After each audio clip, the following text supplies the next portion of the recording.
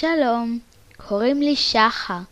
אני חייבת, אבל ממש חייבת להסביר לכם למה אני רוצה להתקבל לאמירים בכיתה ה'.